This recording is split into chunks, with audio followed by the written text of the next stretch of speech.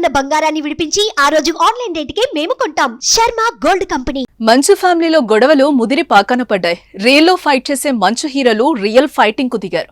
మంచు ఇంట్లో కొట్లాట జరిగినట్టు తెలుస్తోంది. తండ్రి కొడుకులు ఒకరిపై ఒకరు దాడి చేసుకున్నట్లుగా సమాచారం. తనపై అలాగే తన భార్య మౌనికా రెడ్డిపై మోహన్ బాబు దాడి చేసినట్లుగా మంచు మనోజ్ ఫిర్యాదు చేస్తే చిన్న కొడుకు మంచు మనోజ్ తనను కొట్టాడని మోహన్ బాబు పోలీసులకు కంప్లైంట్ ఇచ్చాడు. ఆదివారం ఇద్దరు గొడవపడి పహాడీ షరీఫ్ పోలీస్ స్టేషన్ లో ఒకరిపై ఒకరు ఫిర్యాదు చేసుకున్నారు. గాయాలతోనే మంచు మనోజ్ పోలీస్ స్టేషన్ కు వచ్చినట్టుగా తెలుస్తోంది. గత కొన్ని రోజులుగా మంచు ఫ్యామిలీలో ఆస్తి తగాదాలు ఎక్కువగా వినిపిస్తున్నాయి. ఇందులో భాగంగా మోహన్ బాబుకి సంబంధించిన విద్యానికేతన్ విద్యా సంస్థలతో పాటు ఇతర ఆస్తుల పంపకాల విషయంలో అవకతవకలు జరిగాయని, దీంతో మంచు మనోజ్ తన ఫ్యామిలీకి దూరంగా ఉంటున్నాడని పలు వార్తలు బలంగా వినిపిస్తున్నాయి. ఈ విషయం ఇలా ఉండగా అయితే గతంలో కూడా మంచు విష్ణు మనోజ్ ఇంటికెళ్లి గొడవపడినట్లుగా పలు వీడియోలు బయటకొచ్చాయి. ఈ వీడియోలో మనోజ్ మాట్లాడుతూ తనకి కావలసిన వ్యక్తులపై విష్ణు తన అనుచరులతో వచ్చి దాడులు చేస్తున్నారని ఆరోపణలు చేశాడు. కానీ ఆ సమయంలో మంచు విష్ణు స్పందిస్తూ తమ ఫ్యామిలీలో ఎలాంటి గొడవలు లేవని క్లారిటీని ఇచ్చాడు.